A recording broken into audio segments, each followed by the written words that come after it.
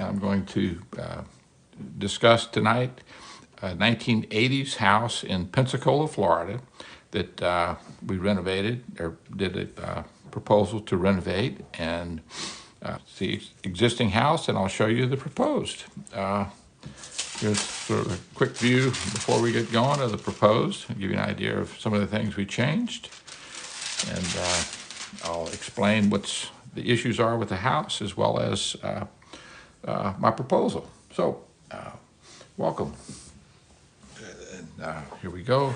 So, we've got about 7 minutes before we go, and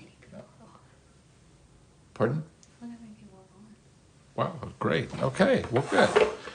Well, tell me where you're from, and if you have any questions before we get going, I'd love to answer some questions. I got about 7 minutes before we do that. So give me some questions, any thing you'd like to know about doing custom residential architecture or renovations, and I'll be happy to answer them. So Brent Muncie, where are you from?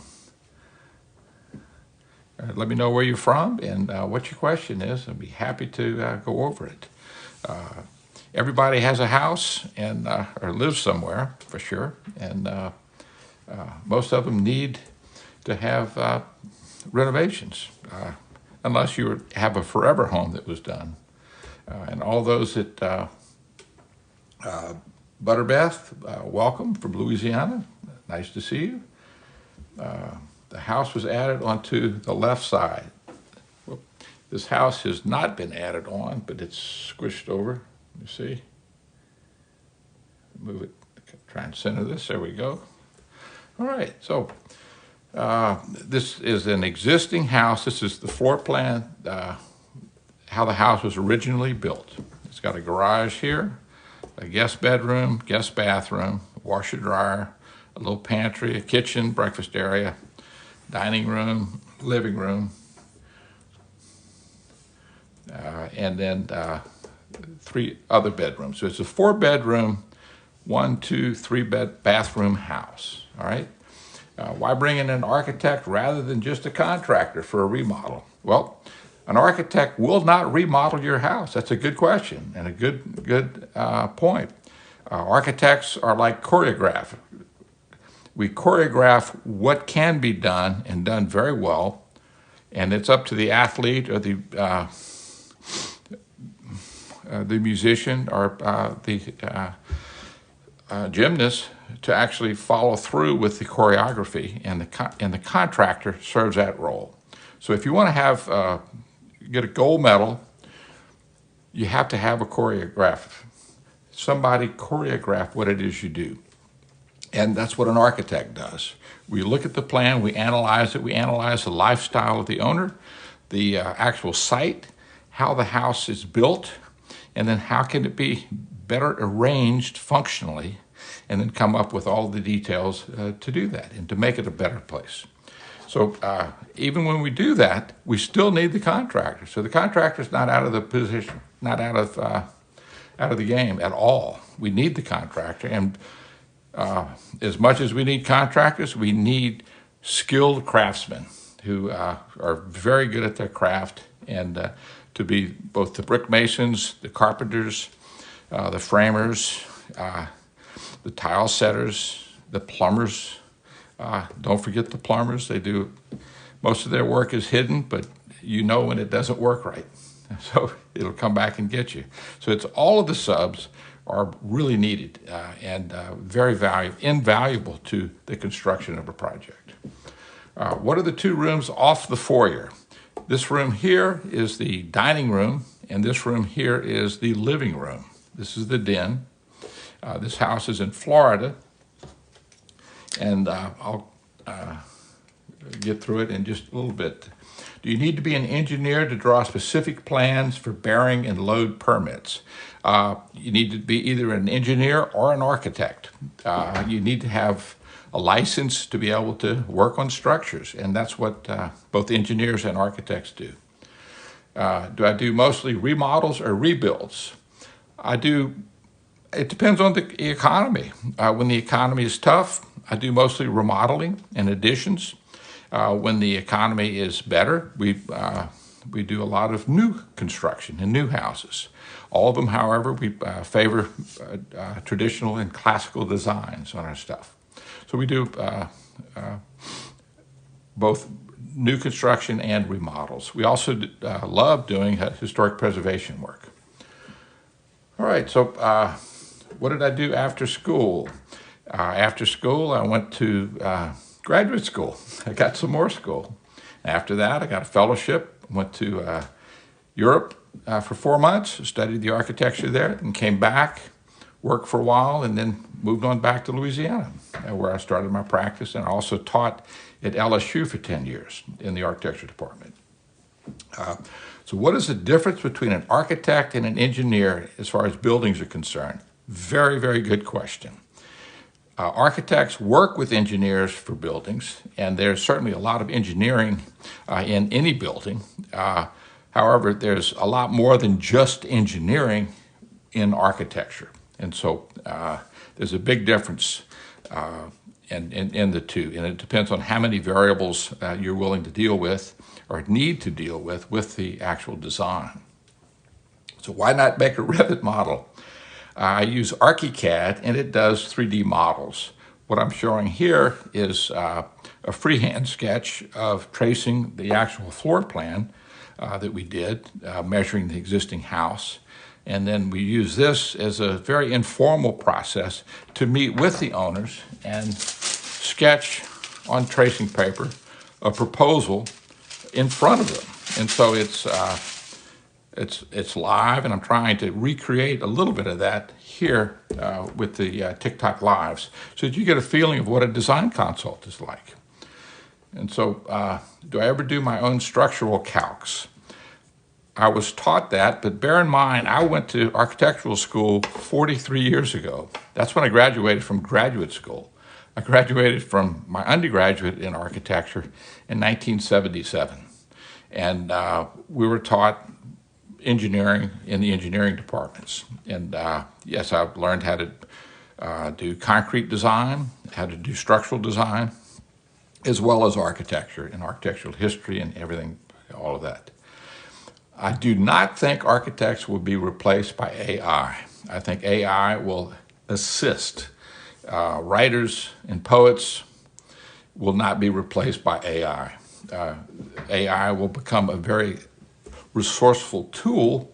I like to refer to, actually my use of AI now is having a sort of a focus group of people, and I could change the tone of the focus group, and I use AI to write letters and proposals. So what's the difference between an architect and a landscape architect? Well, a lot of difference. They're both very, very beneficial on a project. Landscape architect focuses on the exterior, on the landscaping, and how to enhance the architecture and extend it out into the landscape. Frequently, landscape architects do get involved with exterior structures, and that's great, and they can do a very, very good job with that. Architects are not trained in the use of plant materials, nowhere near the way landscape architects are. Plus, landscape architects are trained in soil composition, soil drainage, and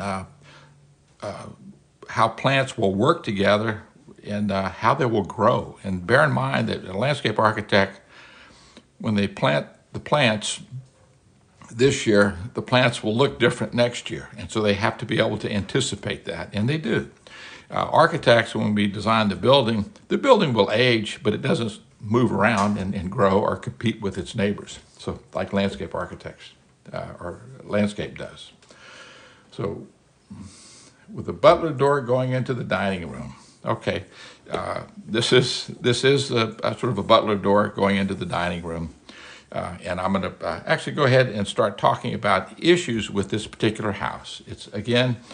This is Kevin Harris with Architect Talk, Fix the Floor Plan Live, and tonight I'm discussing a 1980s house in Pensacola, Florida.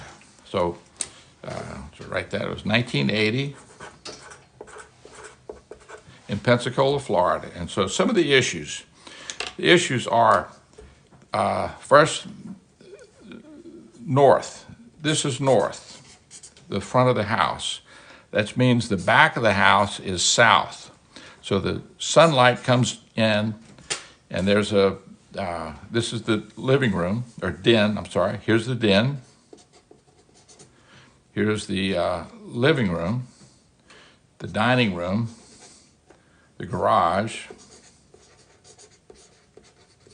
Here's the guest bedroom. Here's the kitchen, the breakfast area.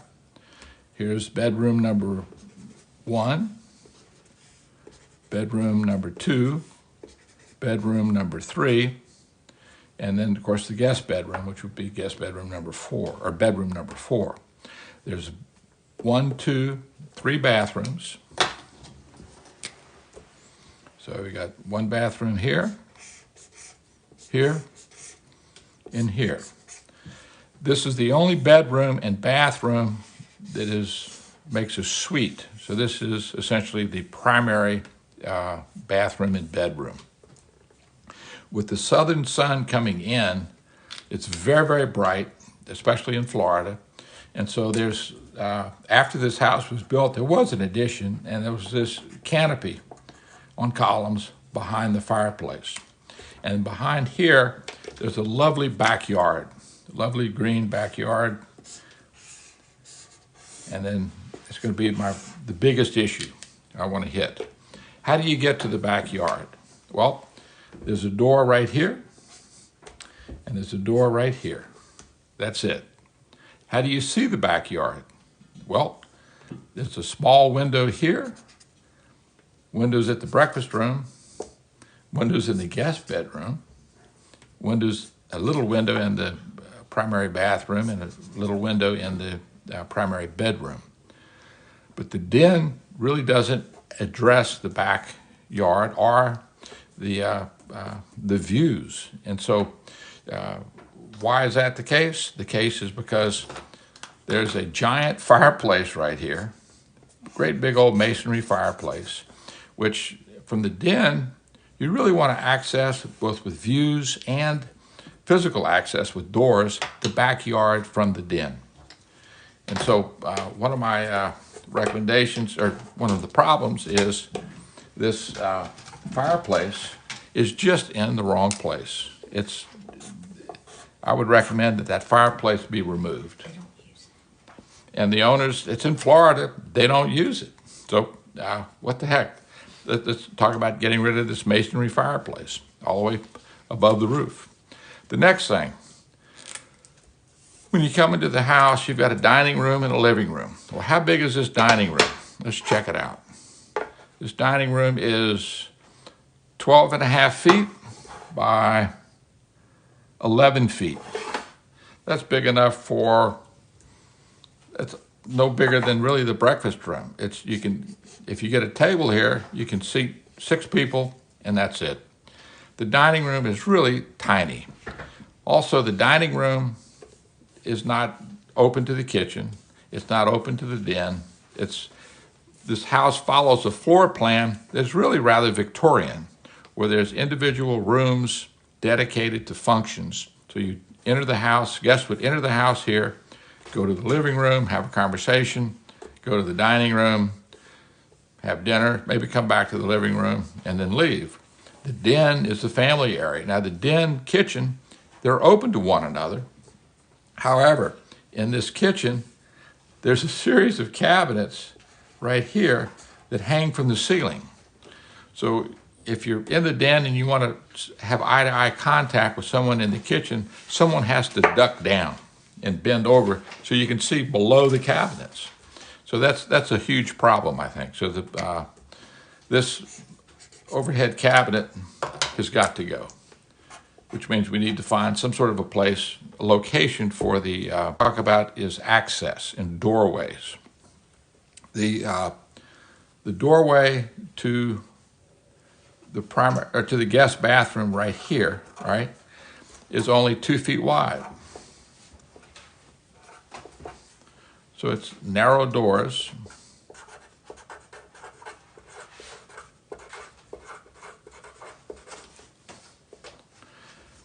and I'm going to say less than 3 foot 0 inches, because ideally a door should be 3 foot wide when it's open. Otherwise, you can't get through with a walker or a baby on your hip or a bag of groceries on your hip. It's just too narrow. So I recommend that 3 feet wide for the door. So you've got this door, and then in this bathroom, there's another 2 foot door. So if you're in a walker or in a pair of crutches or of unique size, you have trouble getting through this doorway and through this doorway to get to the bathroom. That's a problem. Let's go into the owner's suite, the primary suite. Another 2 foot door and another 2 foot door. Well, I've told you before, this house is in Pensacola. Pensacola is full of people who've populated with lots of people who've retired from the military. And I suppose I haven't been served in the military, and I commend all our veterans. However, what I have seen is that many of the bathrooms in ships and then on military bases, they're tiny and they're shared. And so that wasn't conceived as an issue. It is an issue today, I think. The guest bedroom also has a 2 foot wide door going into it. These are all problematic areas, and I recommend they need to be removed. So we've got the fireplace.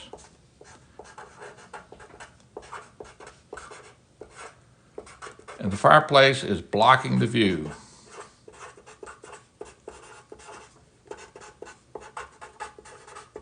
And the views to the backyard and to let more sun come in. You've got a shade structure here, so that will help prevent the direct sun from making it a greenhouse inside the den. The den is a great size. It works well. It's got a nice wall here for television viewing, which is the big activity in the den. Now, the living room is not used as a living room. It's just too small. It's a little bit bigger than the dining room, but not much. It's 12 and a half, actually it's the same size, 12 and a half by 11. And so what the owners wanted to add on this project, they wanted to add an office. And as we all know, since COVID, the use of home offices has really gotten more and more popular, and especially with digital technology and communications and Zoom and things of that nature. So a home office works very, very well. The bedrooms, we've got 3 bedrooms over here. They're small and they're for the kids. They work okay. The kids, either in twin-size beds or bunk beds, would work okay. So the next issue is in the kitchen. Dining room access is awful. And so what I'm recommending that we do is that we open up this kitchen some.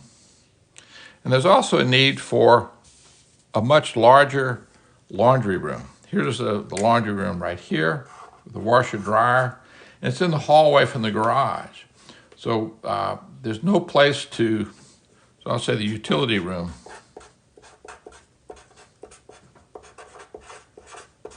So the owners want to add a utility room that's big enough to fold clothes, have a sink to rinse things, to have folding space, have space for sewing projects and other projects. And so this room is not big enough. Another issue is the pantry. Where's the pantry in the kitchen? It's not. The pantry is right here. It's big enough for a 2 foot door, so it's about 2 foot 6 inches wide. So the pantry, we need to add a pantry. And then the other thing the owners want to add is a larger primary bedroom suite. They want a primary bedroom suite. And that includes closets, that includes a bathroom with 2 lavatories, a shower, and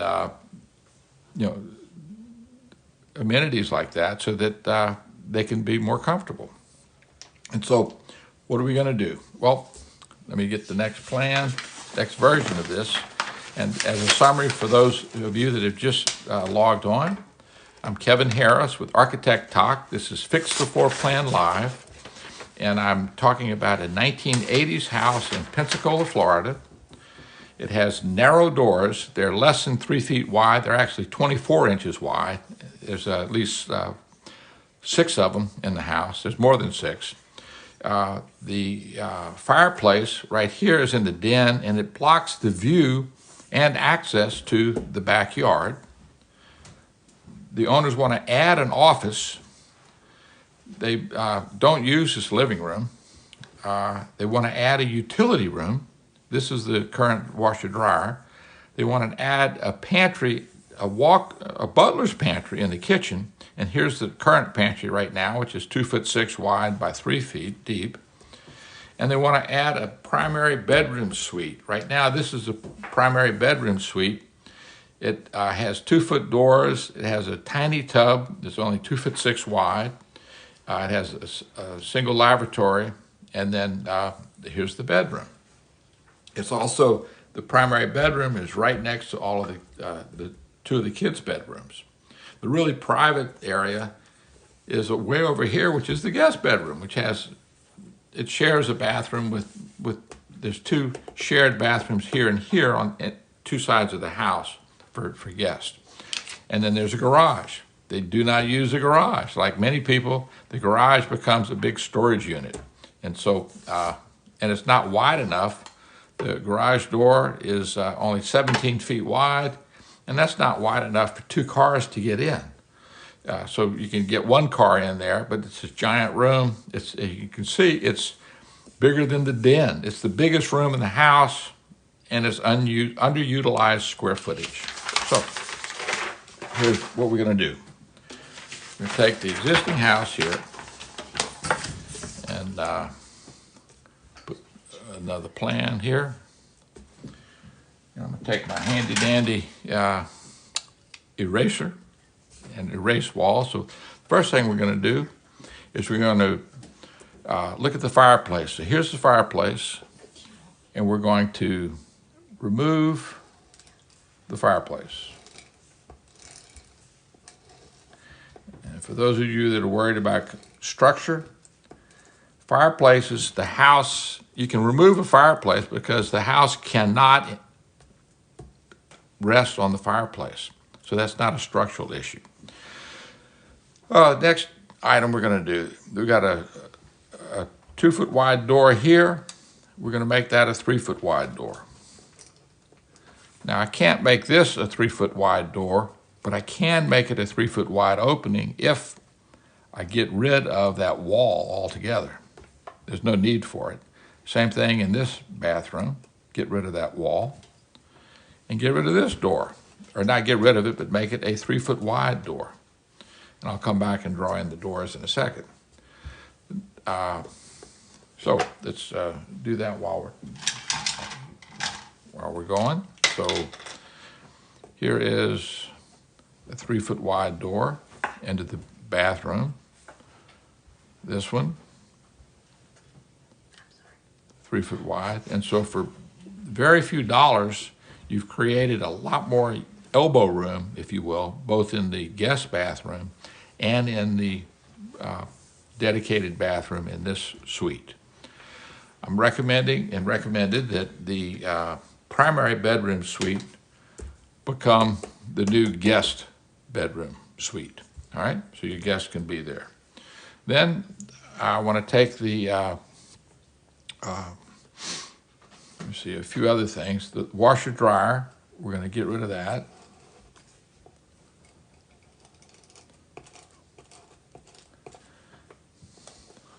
Get rid of this doorway here. And then, let me see. I'm going to get rid of this kitchen peninsula and the cabinets that are overhead. And remember, I've got to put those cabinets somewhere because that storage is very much needed. I'm going to get rid of this opening here, and I'm going to take the garage door And we're going to use that space in the garage as a resource for other uses in the house. And its slab is 4 inches lower than the slab of the house, so it makes it easier to put in plumbing and then add as we need new plumbing, and then pour concrete to level the floor so it's all one level. So I'm going to widen this, put over here, and then let me see. This bathroom, which is the guest bathroom, we're going to take it out. Let me see. Sorry, we're going to take the laundry room out. And then this room here, which currently is the guest bedroom, we take out these closets. We're going to make the doorway 3 foot wide. It's almost 3 foot, it's like 2'6", but we're going to make this a 3 foot wide doorway coming in. And that gives us 2 good walls to place things. We're going to make this the laundry, or the utility room, all right? And keep most of the structure that's there. So we've got the washer dryer. And the dryer is on an exterior wall, where it's currently here not on an exterior wall, so it has to exhaust up through the roof, which is a problem because it fills up with lint. This dryer will exit the house right here through the wall. And then, let me see, this door, we're going to close that door. No longer need it. And then I'm going to make this area here, dedicate this to the primary suite, if you will. So the bedroom would be here.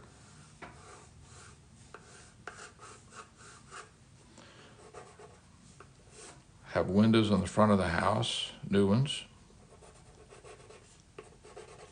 This would be a new exterior entry door. The driveway would be pulled back a bit, so it doesn't look like the driveway stopped, or like the cars are encouraged to drive into the bedroom. So the driveway will stop here. We'll have stepping stones coming from the driveway into the house. And in this section of the house, we'll have first a drop zone. And so this will be a drop zone with two cabinets, and then a bench, and then on this side, we'd have lockers. Now, when you come into the house from this side door, you can either go straight into this room,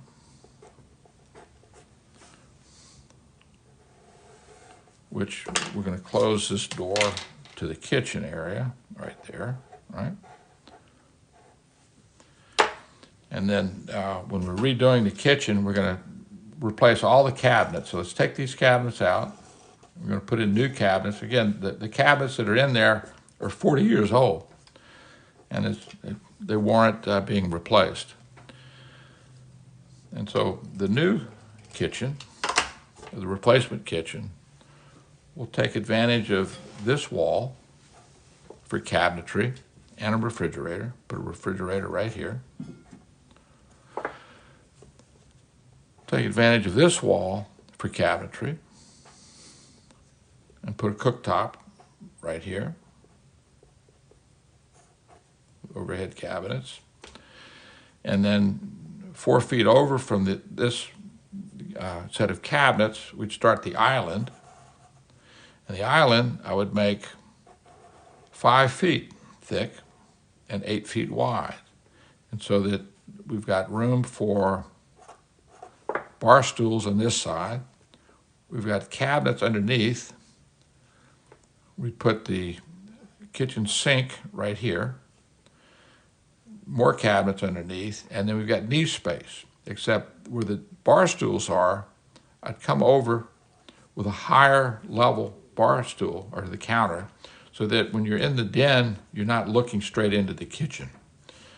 However, without the overhead cabinets, you can see, the eyes of the cook or whoever's in the kitchen can see the TV, and they can see all the guests and what they're up to. With the fireplace gone, you can leave this door here. We can take that window that's on the left side, remove it, and make it a door. So we have two doors going outside, and then where the fireplace was, let's put in glorious windows right here. There we go, right there. And then we still have to place the butler's pantry and work out a few other items. So with this, we've got the guest bathroom remains. We don't need to touch that. But this space right here, all right, this can become the butler's pantry. So I'm recommending right here, we've got space for cabinetry here, and cabinetry all the way to here as the butler's pantry.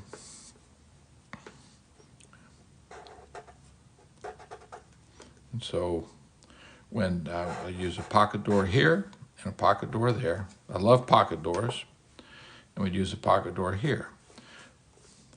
So the owner's suite, here's the entrance here to the owner's suite, or primary suite, with its two windows looking north. And then the bathroom, use a pencil, there we go.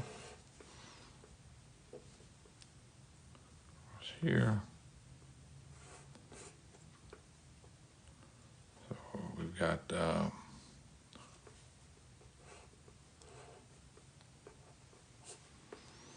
room for a potty right there in the corner. Got room for a large shower, and then room for two lavatories, and then on this end is the closet.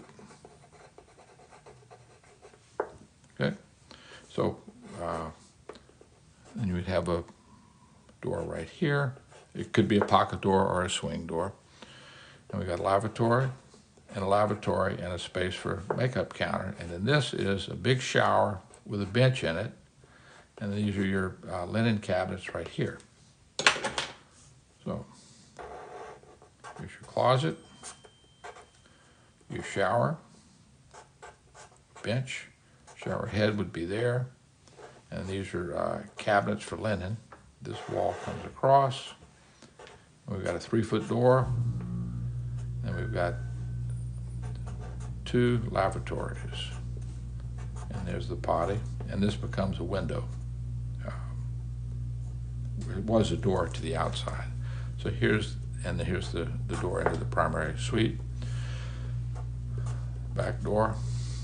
And then the way this all works is this becomes the office, and the office doubles as the back entrance to the house. You've got this foyer and the front foyer, so guests will come through to the front door into the foyer. We've got an office, and we've got the kids' playroom. And these can swap if needed. Then here's the den. And here's the outdoor living.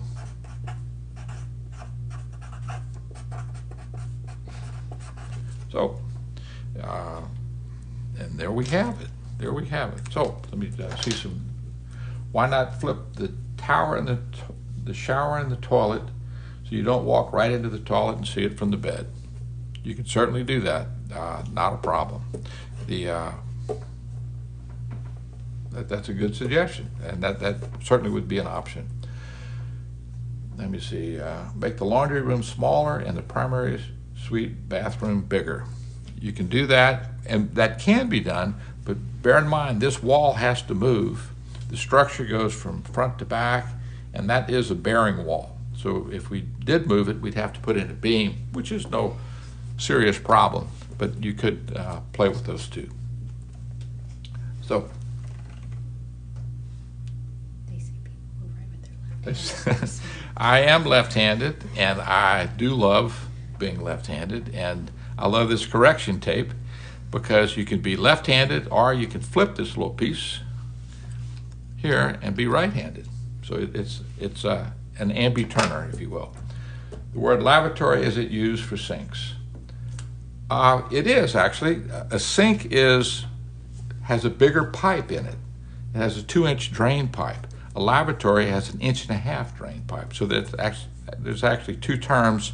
So a lavatory and a sink are two different words. So in the laundry room, we'd have a sink, and then in the kitchen, we'd have a sink, and then in the bathrooms, you have lavatories. So why do you still do this on paper? Good question. Good question. Let me show you something. Here is my iPad. Let me open it up.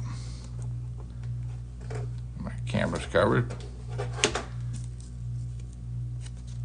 All right.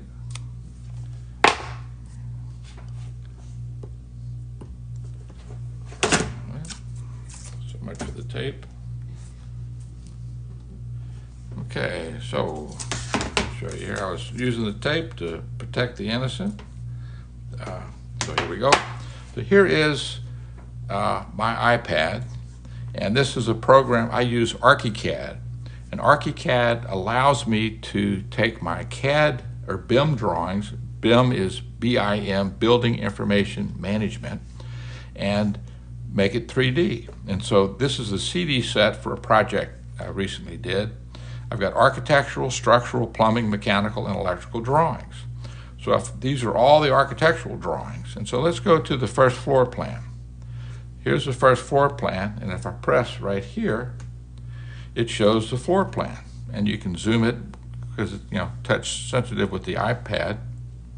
And so you can see we've got a front porch, living, dining, side hall, den, breakfast, rear porch, master bedroom, etc.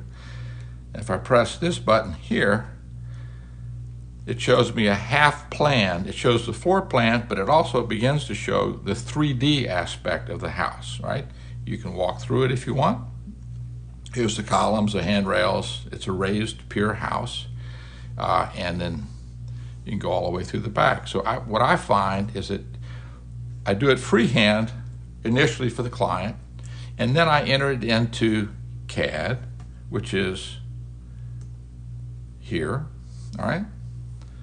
But when I draw it in CAD using the program ArchiCAD, I actually tell the program that when I draw this wall, I say how tall it is. When I draw a cabinet, I say what cabinet it is. And this cabinet has a microwave this in the drawer. This is the island. This has a wine cooler right here. Here's the lavatory, or this is actually a sink in the kitchen. Here's the cooktop in the kitchen. Got the fridge, got wall ovens. And so I tell the program all of these things, and then when I go into 3D, boom, let me show you. Here's the kitchen. So here's the sink. Here's the sink, the views from the sink, the cabinets, the cooktop, the island, the wall ovens over here, etc. So yes, I do draw in CAD, and I draw in this program, which actually allows me to give you all of the detail, all of the wonderful detail in the house. And it's linked to the 3D model, so I can show the contractor and the people bidding, the subcontractors working on the house, I can show them these details, and when they engaged into the 3D model, you'll see right here, this is the porte cochere, this is how the roof works. And so you can remove this drawing, hide it, and that's the model that shows the building is cut, but here's where the cars drive through, and this is the detail. So if I go back, or I go to the drawing, and it shows you another version. So the 3D CAD or BIM in 3D allows you to have everything's interconnected. And so I've had contractors say, well, it's in 3D, you can't lie. And you can't, because all the details are there. And so yes, I do draw in CAD. So some more questions. Here we go. So when did I want to be an architect? I realized I was going to be an architect when I was 5 years old. One of my father's cousins was an architect. He added on to our house, and I just fell in love with everything he did. And actually, instead of kindergarten, I spent time with him.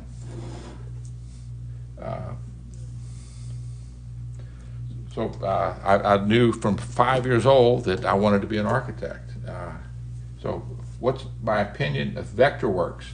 I actually owned 5 licenses for Vectorworks. I tried it for a while, we got very proficient with it in my office, and then I tried to modify how Vectorworks worked. And Vectorworks actually has some AI in it, because it already has preset ways to do your framing, your cabinets, and that sort of thing. And what I found is that the work that I do is very, very custom. And so I found out that in comparing all the programs that are available at that time, about 15 years ago, that ArchiCAD was better suited for the type of work that I did. Vectorworks is an excellent program, however. Do I use SketchUp? I used to do SketchUp. And when I had Vectorworks, I did use SketchUp. And I used SketchUp to sort of make presentation drawings of the designs. But what I found with ArchiCAD is that it does, those images I just showed you, the 3D of the house, they come automatically with ArchiCAD. So I don't have to use Vectorworks. And if I pull a drawing up in ArchiCAD in 3D and I move something, it moves it on all of the plans, on the sections, all the details. It's very interactive, and it is very, very helpful. How can someone send their floor plan to me? Look at at the top of TikTok of this page, and you see Kevin Harris, Architect Talk.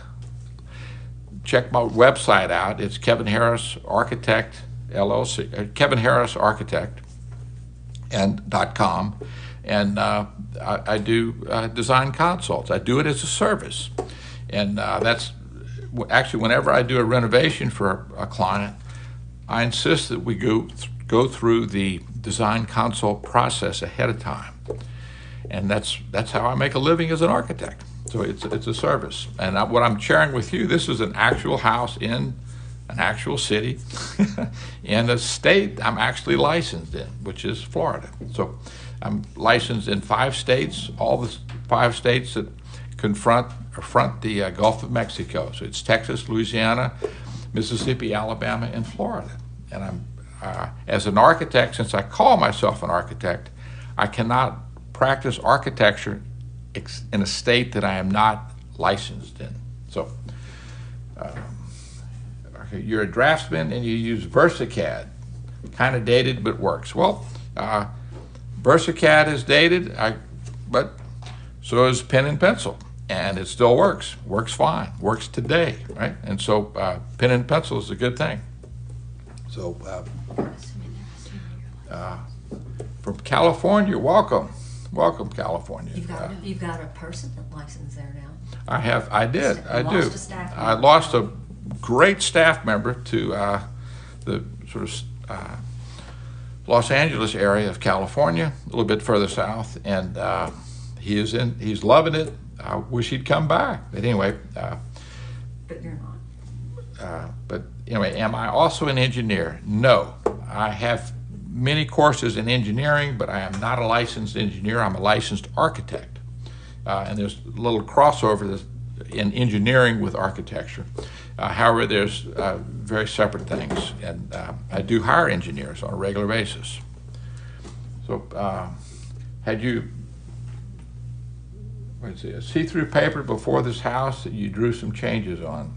Yes, I had a see-through paper right here. So here's a see-through paper, and I call it tracing paper, a yellow trace. But here's the proposed after, and then let me show you the before.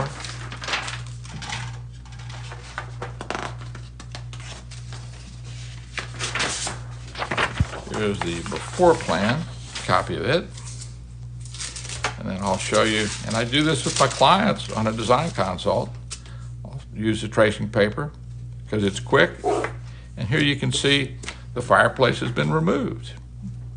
You can see that the washer, dryer, or laundry has become the butler's pantry. With the old cabinets in the kitchen can move into the butler's pantry, so you don't have to throw them all away. You have to buy some new ones though. And then this wall here is all pantries. It's a 1 foot deep set of shelves, if you will, floor to ceiling, and you can store, I think, a year's worth of food in this pantry. It's wonderful. When you're coming in with groceries, you come in the back door and right into the pantry, deposit everything, and then go into the kitchen. Or you can go into the library as a transition zone into the primary suite. But this shows you, here's the primary suite, and then how it's been changed. See how the doors have gotten bigger and this wall has been removed? So sharing this with owners with the see-through paper, as you call it, helps them visualize what I'm proposing for them to do with their construction.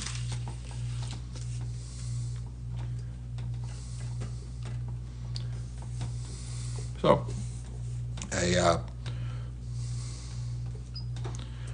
on doors, a 2 foot door is impassable for most people.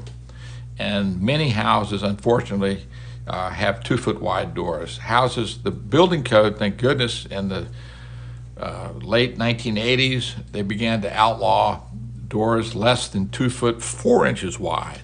However, that's still too narrow in my estimation. And so anyone watching can learn from this. When you go through a house, if you're thinking about buying a new house or in the house you're living in, what can you do to improve it? One thing you can do is get wider doors and see that you can do that. And so this door, you got 2 foot door going into the bathroom. I've got rid of this wall is unnecessary, and it's like it's too much work to get into the toilet from anywhere, because you got door, and then toilet. Same thing as a guest, door, and then toilet. So you got to go in, close the door, go in, close the door, and then do your business or take a bath. But there's no elbow room in here. So by getting rid of this wall and make this door wider, make it 3 foot wide, this is now your bathroom, right? And so it's much more, same square footage, it's just a better utilization of that area. So if many of you say you have a similar floor plan, this is something for you to consider on how to do. You can renovate, but you can change out the sink, you can change out the faucet, the toilet, the tub, but you're not going to improve it immeasurably. You'll make it prettier, but if you want to increase the functionality of it and the chances of you wanting to live there for a long time, that's how I would recommend you do it. Can I suggest how to convert your floor plans into a 3D view? Yes, if that's an existing house, a program or a company that we use, it's called canvas.io, and we use my trusty iPad here, and one of these lenses on the back of my iPad Pro is a laser, and it's what it gives you is LiDAR, L-I-D-A-R, and I use the LiDAR to measure the existing spaces. I send it off to canvas.io, and for pennies on the dollar, they will send me back a 3D floor plan with a model of the actual building. Yes, I do have a master's in architecture. But did you have to? I did not have to get a master's in architecture because I got my undergraduate degree was a 5-year degree in architecture. So I have both an undergraduate, a B.Arch, B-A-R-C-H, Bachelor's of Architecture, as well as a graduate degree. When do they need a master's? Now, there's an option to get a master's degree as an architect when it's your first professional degree. And it will take 3 to 3.5 years, not 5 years, but it requires that you have an undergraduate degree. So if you have an undergraduate degree in anything, doesn't matter what the degree is, put together a portfolio and then apply to a university that offers architecture as a first professional degree, as a graduate degree. And there's a growing number of those schools going around the country. So that's a good path to do. Yes, this is a real project. This is a real project. All of my TikTok lives are real projects. A good place to find a small house with a loft around 900 square feet, call your local friendly realtor, and they'll be able to guide you in that search. That's what they do. Do architects and engineers get along during design?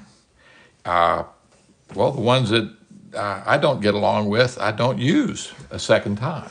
But I have some now that I love using. And actually, when I was an undergraduate, some of my favorite professors were engineering professors. So yes, they can get along together. And it depends on who's, you have to be reasonable and you have to compromise a bit. And you know, one of the quotes that I loved the most from my undergraduate days was my structural engineer professor told me that, Kevin, gravity always wins, right? And when you do your structural analysis, everything must equal 0, because if it doesn't equal 0, that means something's moving and there's a problem. Yes, I admire engineers, always have. I love what they do. And the more work I can have the engineers one, I need to explain how I want the building to look and how it to function. And I have to make, I know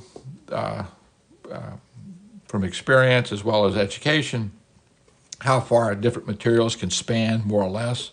And my goal is to have it a safe building that's structurally sound without overdoing everything. What I've done now, I've been practicing for 43 years, and what I do now is, when it comes to just as a due diligence to double check some of my beams that I'll put in projects, I hire an engineer to handle that, and we get along great. Whenever I'm doing out-of-town building, I always work with a soils engineer, because I'm not familiar with this. Talk about a grab bag of mixed surprises is the soil. And so soils, I always recommend using a soils engineer or geotechnical engineer. So do I like hand drafting or CAD better? I like them both. I love them both. When I'm thinking and conceptualizing, freehand, absolutely. But once I get into the freehand, I'll put it into CAD, and I absolutely adore it. I can zoom in at the micro level and make sure things work.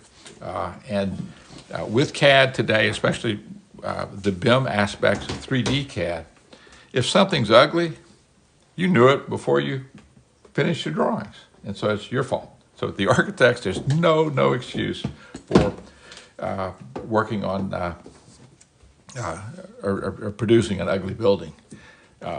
K-State, I have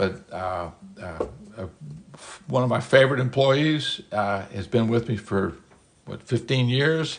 She graduated from K-State in interior architecture.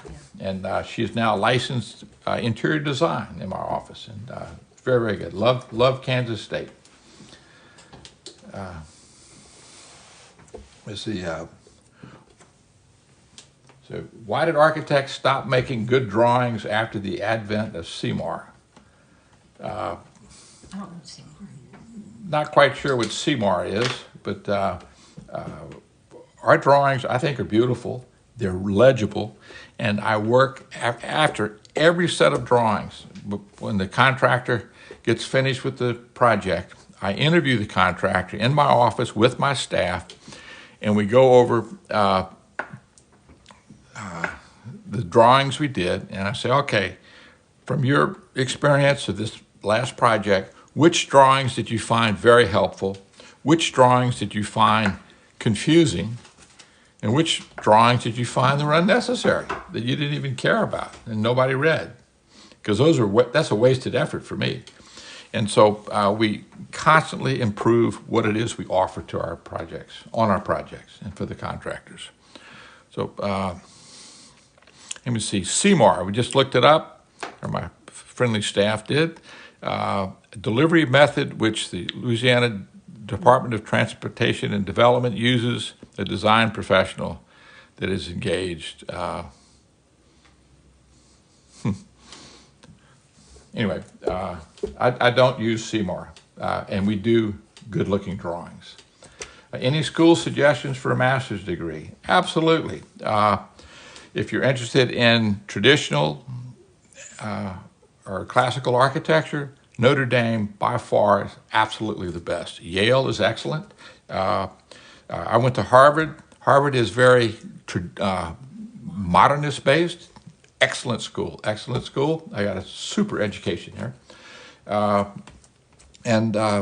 mean, check out the type of work you want to do and the schools that are within the possibilities of you attending. Nothing wrong with state school? And there's absolutely nothing wrong with a state school. So who is my most inspirational architect? Well, I would say an old, like over 100 years ago, a Louisiana architect named Henry Hobson Richardson.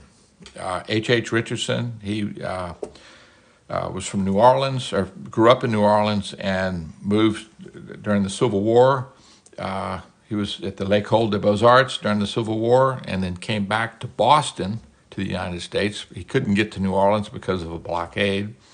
And he went to Harvard, and he did some fabulous architecture. He did Trinity Church in Boston, a lot of the campus buildings on the Harvard campus, and all over the country. He's the only architect, or the first architect, to really have a style named after him, and it's Richardson Romanesque. So I find him very, very inspirational. Did I want to be an architect when I was growing up? Yes. When I was 5 years old, one of my father's cousins was an architect. He was actually at Taliesin with Frank Lloyd Wright, and Wright had died. So my dad's cousin was moving back to New Orleans from Taliesin and doing projects for family members along the way. And he added on to our house when I was 5. So my mother, his name was Roy, and Roy and I got along great.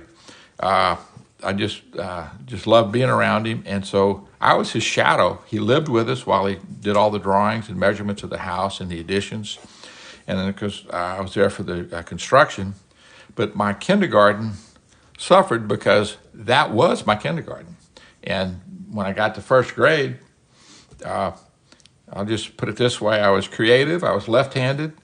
I had a bunch of nuns trying to cure that ill, unsuccessfully, and I had a school that did not teach art. So we're talking about H.H. Richardson. My wedding ring right here is designed by Mignon Faget, a New Orleans jeweler, and this motif is based on a H.H. Richardson building in New Orleans, the Crane, and it's also based on the Crane Library in Massachusetts. At any rate, again, he's a big influence of mine. Let me see. Do some architects draw windows and doors that can't be built? Well, sure, it's easy to draw. The first house I drew on my own, I was in school up in Boston, and it got built, but the contractors kept saying, "Easy for you to draw." So yes, it's you can draw windows that can't be built, but I would challenge that and say that with a little creativity, you can figure out how to do it and how to do it well. And many times, especially in my climate in Louisiana, where we have hurricanes, it's best to team, if you're going to have a big window, it's best to team up with a good engineer who understands who you can work with. He understands all the loads and things to anticipate with the look that you're trying to go for, and why is it you want to have a big window. So let's see. Do I do the remodeling as well, or do you work with a builder? I always work with a builder. I had said earlier, and many times before, an architect is like a choreographer. The builder is like the athlete. And if the athlete wants to get a gold medal, the athlete can go to the Olympics, but without the good choreographer, you won't score. So another way to look at it is, I may be the painter, but I'm directing the guy with the paintbrush. And the guy with the paintbrush is the contractor and the wonderful subcontractors, the craftsmen that actually do all the finish work. That's something very, very much needed. I use ArchiCAD is the program that we use. Thank you for the compliment, J.D. Fro. If you win the lotto, you'll become an architect, so I could be broke in 3 years. That's a good point. When I was in graduate school, at the time, one of the wealthiest persons in